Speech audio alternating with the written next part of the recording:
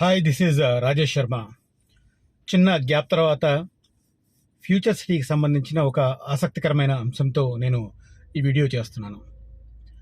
మనందరికీ తెలుసు, ఈ నెల డిసెంబర్ 8-9 తేదీలలో ఫ్యూచర్ సిటీలో జరిగిన గ్లోబల్ సమ్మిట్లో అనూహ్యంగా ఈవెన్ ప్రభుత్వమే ఊహించనంత ఎక్కువ స్థాయిలో 5.75 లక్షల కోట్ల రూపాయల పెట్టుబడులకు సంబంధించిన ఒప్పంద పత్రాలు ఎంఓయూలు కుదిరాయి.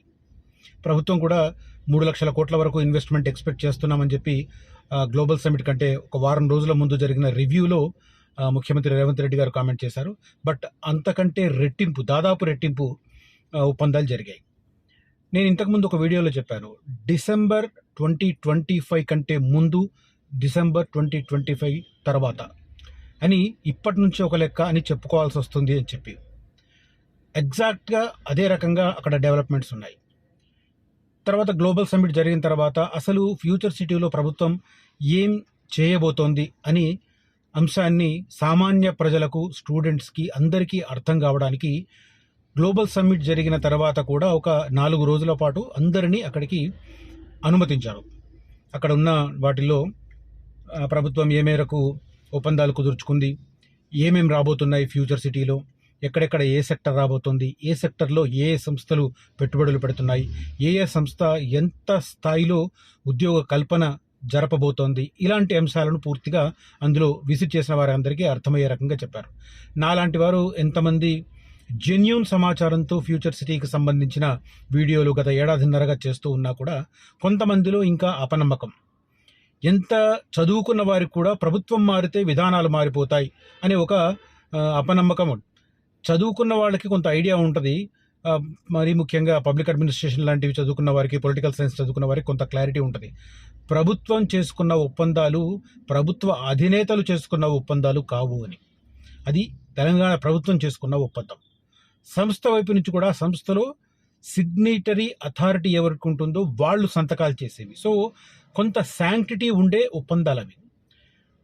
90% ఆ ఒప్పందాలు జరుగుతాయి. ఒక 10% ఎక్కడ పోతాయంటే ఆ సంస్థ వెనక్కిపోవడము, లేదా ఆ సంస్థ అనుకున్న స్థాయిలో అక్కడ రిజల్ట్స్ తేలేము అన్న ఒక భావనలో కావచ్చు, లేదా ప్రభుత్వం వైపు నుంచి ఆ సెక్టర్కు సంబంధించిన ఏదైనా విధానపరమైన నిర్ణయాల్లో మార్పులు చేర్పులు ఉంటే అప్పుడు ఆ ఒప్పందాన్ని తిరగరాసి ఇంకో చోటలో చేస్తారు.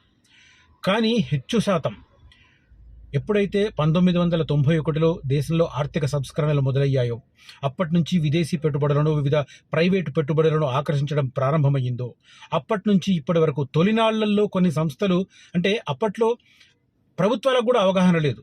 ఆ ప్రభుత్వం ఎవరైతే ఒప్పందాలు ముసాయిదాను ప్రిపేర్ చేస్తారో, డ్రాఫ్ట్ ప్రిపేర్ చేస్తారో వాళ్ళకు కూడా ఐడియా లేక కొన్ని కీలకమైన అంశాలను ఆ రోజు పొందుపరచలేదు. For example, time bound.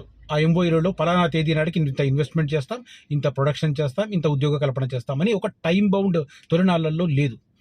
మన రాష్ట్రం విషయానికి వస్తే, ఉమ్మడి ఆంధ్రప్రదేశ్లో చంద్రబాబు గారు ఈ ఆర్థిక సంస్కరణల పర్వాన్ని 96లో ప్రారంభించారు. ఆయన 95 ఆగస్టు సంక్షోభం తర్వాత ఎన్టీఆర్ చేతి నుంచి అధికారాన్ని తీసుకున్న తర్వాత ఆయన కొద్దిగా కుదురుకోగానే రాష్ట్రంలో ఆర్థిక సంస్కరణలు ప్రారంభించారు. ఒకవైపు విద్యుత్ సంస్కరణలు, ఇంకొక వైపు ఆర్థిక సంస్కరణలు.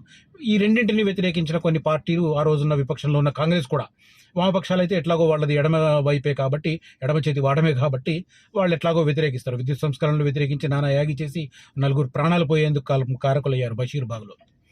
ఓకే, సో అట్లా ఆర్థిక సంస్కరణలు ప్రారంభమైన తర్వాత తొలినాళ్లలో ఇలాంటి అవగాహన లేకపోవడం వల్ల కొన్ని ఎంఓయూలలో పెట్టుబడులకు సంబంధించి ముందుకొచ్చిన సంస్థలు వెనక్కిపోవడము, తర్వాత వాటిని మళ్ళీ రీరైట్ చేసుకుని మళ్ళీ ముందుకు రావడం, ఇలాంటివి జరిగాయి. జాప్యం జరిగాయి ముఖ్యంగా. బట్ ఇప్పుడు గత 15 సంవత్సరాలుగా, మరి ముఖ్యంగా తెలంగాణ వచ్చిన తర్వాత ప్రతిదీ ఒక టైం బౌండ్తో సాగుతుంది. ఈవెన్ కేసీఆర్ టైంలో కూడా ఎవరితో ఒప్పందం చేసుకున్నా కూడా కొంత టైం బౌండ్ పెట్టడం, ఆ టైం బౌండ్లో కొద్దిగా అటు ఇటుగా, అంటే ఎంత టైం బౌండ్ పెట్టుకున్నా 12 నెలలో, 24 నెలలో, 36 నెలలో పెట్టుకున్నా కూడా కొంత గవర్నమెంట్ ఆ ప్రాసెసింగ్ సిస్టంలో ఉండే డిలే కారణంగా కొన్ని సందర్భాలలో డిలే అవుతుంటాయి. ఇలాంటి కారణాల వల్ల ఉండవచ్చు తప్ప, కానీ మ్యాక్సిమం టైం బౌండ్లో పూర్తయ్యాయి. ఇప్పుడు ఈ ఫ్యూచర్ సిటీకి సంబంధించి కూడా అధికారం పార్టీలో ఉన్న నాయకులు ప్రచారం చాలా గొప్పగా చేసుకుండొచ్చు, కానీ ప్రభుత్వ అధికారులు సంతకాలు ఎవరైతే చేస్తున్నారో వాళ్ళైతే అక్కడ ప్రగల్భాలకు పోరు. సరే రాజకీయ నాయకులు ఎలాగో ప్రగల్భాలకు పోతారు, అందరికీ తెలిసిన జగమెరిగిన సత్యం అది. కానీ ప్రభుత్వ అధికారులు మాత్రం వాళ్ళు ఐఏఎస్ స్థాయిలో ఉంటారు, వాళ్ళకు ఒక సెంట్రల్ గవర్నమెంట్ నుంచి గైడ్ లైన్స్ ఉంటాయి, ఐఏఎస్ అధికారులు ఏం చేయాలి ఏం చేయకూడదనే గైడ్ లైన్స్ ఉంటాయి, వాటికి పరిమితికి లోబడి ఎంఓయూల మీద సంతకం చేస్తారు. So they are bound to be implement. Same time కంపెనీలు కూడా నెగిటివ్ మార్క్ పడకుండా ఉండడానికి మ్యాక్సిమం ప్రయత్నం చేస్తుంటాయి.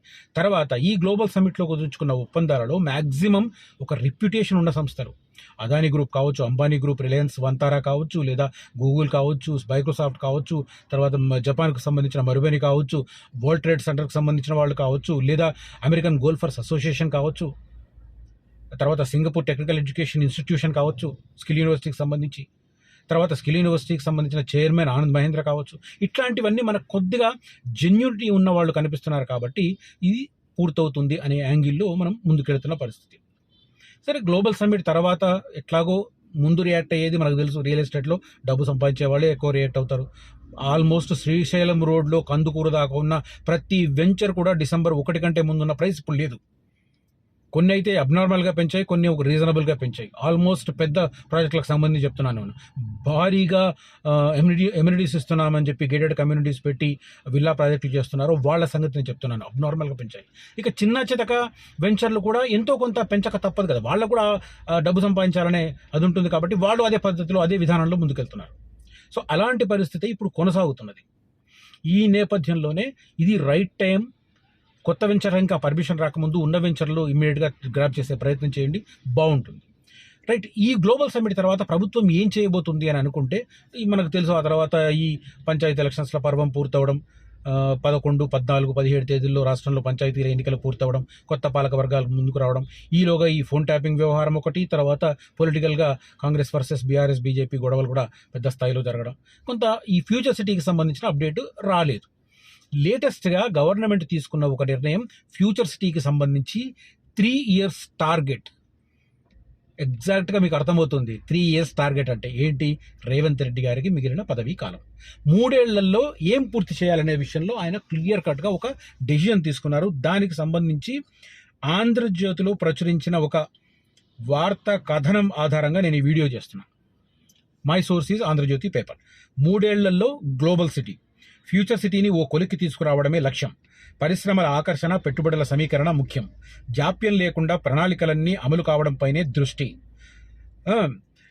అందుకే ఈ రంగంలో నిష్ణాతుడైన జయేష్ రంజన్కు ఈ హెచ్ఎండిఏకు సంబంధించిన కీలకమైన బాధ్యత, పదవి ఇచ్చారు. ఒక క్రియేట్ చేశారని చెప్పొచ్చు. అంతకుముందు కమిషనర్ ఉండేవాడు హెచ్ఎండిఏకి, ఇప్పుడు దీనికి స్పెషల్ చీఫ్ సెక్రటరీ హోదా క్రియేట్ చేసి జయేష్ రంజన్ గారిని అక్కడ కూర్చోబెట్టారు. గత ప్రభుత్వంలోనూ తర్వాత ప్రస్తుత ప్రభుత్వంలోనూ పెట్టుబడుల సమీకరణలో జయేష్ రంజన్ది చాలా కీలకమైన పాత్ర. డెవలపర్లు ప్రభుత్వం మధ్య సమన్వయానికి కూడా ఆయన కీలకమైన రోల్ ప్లే చేస్తున్నారు. దానికి సంబంధించిన లేటెస్ట్ డెసిజన్ ముఖ్యమంత్రి వైపు నుంచి. Core urban region, future city, Musi అభివృద్ధి, గ్రీన్ఫీల్డ్ హైవేలు, రాబోయే రోజుల్లో ప్రతిష్టాత్మక ప్రాజెక్టులు వచ్చేది ఇక్కడే. ఇది ముఖ్యమంత్రి రేవంత్ రెడ్డి మానస పుత్రిక కూడా. దీనికి 4వ గ్లోబల్ సిటీగా మార్చాలని ఆయన ప్రణాళికలు రచిస్తున్నారు. రాబోయే 3 ఏళ్లలో దీని ఒక కొలిక్కి తీసుకురావడానికి పావులు కదుపుతున్నారు. అందుకే లేటెస్ట్గా జయేష్ రంజన్ గారి నియామకం అనేది మనకు తాత్పర్యంగా కనిపిస్తుంది. దీంట్లో పరిశ్రమలు, పెట్టుబడుల శాఖల్లో పనిచేసిన గత బీఆర్ఎస్ హయాంలోనూ ఇప్పుడు కాంగ్రెస్ ప్రభుత్వంలోనూ రాష్ట్రానికి పెట్టుబడులు తీసుకురావడంలో కీలక పాత్ర పోషించిన ప్రత్యేక ప్రధాన కార్యదర్శి, స్పెషల్ చీఫ్ సెక్రటరీ హోదాలో ఉన్న సీనియర్ ఐఏఎస్ అధికారి జయేష్ రంజన్కు ఆ బాధ్యతలు అప్పగించారు. శివారు మున్సిపాలిటీలు, కార్పొరేషన్ల విలీనంతో అతిపెద్ద నగరంగా మారిన మెగా హైదరాబాద్ అభివృద్ధి బాధ్యతను ఆయనకు చేపట్టారు. దాంతోపాటు ఫ్యూచర్ సిటీ నిర్మాణం, పరిశ్రమల ఏర్పాటు, పెట్టుబడులను రాబట్టేందుకు రాబోయే 3 ఏళ్లు అత్యంత కీలకం కాబట్టి. ఎందుకంటే అత్యంత కీలకం ఎందుకనేది మెడకాయ మీద తలకమైన ప్రతి ఒక్కరికి తెలుసు. ఎందుకంటే రేవంత్ రెడ్డి గారు దాన్ని ఎంతో కొంత పూర్తి చేయకపోతే ఆయన నెక్స్ట్ ఎలక్షన్స్లో ఓట్లు అడగడానికి కూడా ఇబ్బందికరమైన పరిస్థితులు పొలిటికల్గా ఉంటాయి. అఫ్ కోర్స్ దాన్ని ఆయన ఎట్లా అధిగమిస్తాడనేది that is up to his political tacticalness. But రాజకీయ చతురత మీద ఆధారపడి ఉంటుంది. బట్ అల్టిమేట్గా ఆయనకు ఇబ్బందికరమైన పరిస్థితి క్రియేట్ చేస్తుంది ఒకవేళ ఈ ఫ్యూచర్ సిటీ కనీసం 50% అన్న పూర్తి కాకపోతే. అత్యంత కీలకం కావడంతో ఆయన నియామకం ప్రాధాన్యత సంతరించుకుంది. అంతేనా, భవిష్యత్తులో పాలనాపరంగానూ ఇది అత్యంత శక్తివంతమైన ప్రాంతం కానుంది. ఈ నేపథ్యంలోనే విధాన నిర్ణయాల్లో జాప్యం లేకుండా ఉండడమే చూసుకునేందుకు, అభివృద్ధి పనులను నిరంతరం పర్యవేక్షించేందుకు కేంద్రం నుంచి నిధులు రాబట్టుకునేందుకు సమర్థులైన అధికారులను ఏర్పాటు చేస్తున్నారు. దాంట్లో భాగంగానే జయేష్ రంజన్ గారిని ఈ హెచ్ఎండిఏకు సంబంధించి స్పెషల్ చీఫ్ సెక్రటరీగా అపాయింట్ చేశారు.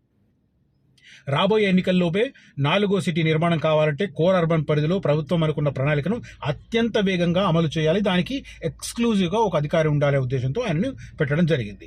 ఇందులో ముఖ్యమైనది పెట్టుబడుల సమీకరణ, కంపెనీలు రావడం, పరిశ్రమలు వస్తే పెట్టుబడులు వస్తాయి, ఉపాధి పెరుగుతుంది అనేది ప్రధానమైన కామెంట్ అనమాట. తర్వాత ప్రభుత్వానికి ఆదాయం పెంచడం కూడా ముఖ్యమే. ఎందుకంటే ఇప్పుడు హెచ్ఎండిఏ పరిపాలన వ్యవహారం చూస్తే మనందరికీ తెలుసు. ఇప్పుడు కోకాపేట చూస్తున్నాం. కోకాపేటలో అబ్నార్మల్గా డబ్బులు వస్తున్నాయి కాబట్టి దాన్ని ఆ ఏరియా అభివృద్ధి కోసం గణనీయంగా ఇన్వెస్ట్ చేస్తుంది. పెద్ద పెద్ద రోడ్లు వేయడం కానీ, ఇన్ఫ్రాస్ట్రక్చర్ కానీ అద్భుతంగా వస్తుంది అక్కడ. అందుకే 2 ఏళ్ల క్రితం 100 కోట్లు పలికిన ఒక ఎకరం ధర ఇవాళ 2 ఏళ్ల తర్వాత వేలం వేస్తే 151 కోట్లు పలికింది. అదే కోకాపేట నియోపోలిస్లో. సో అలాంటి పరిస్థితి ఫ్యూచర్ సిటీలో తీసుకురావడానికి 1317 ఎకరాలు ఓన్లీ ఫస్ట్ ఫేజ్ దాంట్లో వేలం వేయడానికి రెడీ అవుతోంది. ఆ నిధుల సమీకరణ ద్వారా అక్కడ డెవలప్మెంటల్ యాక్టివిటీ ఇమ్మీడియట్గా శీఘ్రగతిన చేపట్టడానికి ప్రయత్నం చేస్తున్నారు. ప్రపంచ స్థాయి స్మార్ట్ సిటీగా కోర్ అర్బన్ ప్రాంతం ఇది మనకు తెలుసు. ఓఆర్ఆర్, RRR మధ్య ఫ్యూచర్ సిటీ అభివృద్ధి ప్రణాళికను ఇటీవల గ్లోబల్ సమ్మిట్లో ప్రభుత్వం స్పష్టం చేసింది. ఓఆర్ఆర్ అవతల హిల్ట్ పాలసీని ఏర్పాటు చేయబోతున్నారు.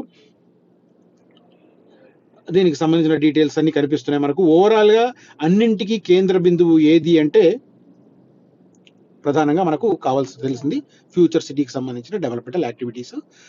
ఇదంతా సెంట్రిక్గా హెచ్ఎండిఏ. చాలా మంది ఏమనుకుంటున్నారంటే ఎఫ్సిడిఏ ఏర్పడ్డది కదా, హెచ్ఎండిఏ రోల్ దాంట్లో ఏంటి అని అనుకుంటున్నారు. కానీ ఎఫ్సిడిఏ ఏదైతే నామ్స్ని, గైడ్లైన్స్ని పాటించబోతుందో దాన్ని నిర్దేశం చేసేది హెచ్ఎండిఏ.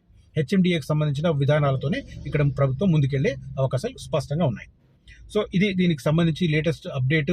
ముఖ్యమంత్రి వచ్చే 3 ఏళ్లలో ఏదైతే ప్రభుత్వం చేతిలో ఇప్పుడు అందుబాటులో ఉందో 14,000 ఎకరాలు, ఇంకా ఎగ్జాక్ట్ చెప్తున్నాను 13,973 ఎకరాలు ఏదైతే ఉందో దాన్ని వచ్చే 3 ఏళ్లలో ఆ డెవలప్మెంటల్ యాక్టివిటీని పూర్తి చేయడానికి జయేష్ రంజన్ గారి నియామకం జరిగింది అన్నది యాతావాత సారాంశం. ముఖ్యమంత్రి ఫ్యూచర్ సిటీ మీద ఏ మేరకు సీరియస్గా ఉన్నారని ఇది చూస్తే మీకు క్లారిటీ వస్తుంది. రైట్. ఈ సమాచారం కనుక మీకు నచ్చితే ఫ్యూచర్ సిటీకి సంబంధించి ఇన్వెస్ట్మెంట్ చేయాలనుకుంటే ఈ వీడియోను లైక్ చేయండి, నన్ను కాంటాక్ట్ చేయండి. ఫ్యూచర్ సిటీకి సంబంధించి ఫస్ట్ డెవలప్మెంట్ అయ్యే నేను ఇందాక చెప్పిన 13,973 ఎకరాలకు చెరో పక్క అంటే అటు సాగర్ వైపు దగ్గరలో వెంచర్లు ఉన్నాయి, ఇటు శ్రీశైలం వైపు దగ్గరలో ముచ్చర్ల దగ్గర వెంచర్లు ఉన్నాయి. సో ముచ్చర్ల వైపు కావాలన్నా లేదా అటు సాగర్ వైపు మేడిపల్లి, మల్కీజ్గూడ ఏరియాలో వెంచర్లు కావాలన్నా ఇవి రెండు కూడా చాలా వ్యూహాత్మకమైన ప్రాంతాలు. ఫస్ట్ ఎంప్లాయ్మెంట్ వచ్చే ప్రాంతాలు, మల్టిపుల్ సెక్టర్స్ వచ్చే ప్రాంతాలు. అక్కడైనా ఇక్కడైనా మంచి డెవలప్మెంటల్ యాక్టివిటీ వస్తుంది. మీకు మీ ఇన్వెస్ట్మెంట్కి ఖచ్చితంగా మంచి అప్రిషియేషన్ వస్తుంది. సో ఇంట్రెస్ట్ ఉన్న వాళ్ళు కనిపిస్తున్న బట్టి కాంటాక్ట్ చేయండి. Thank you so much for watching this video. Signing off Rajesh Sharma.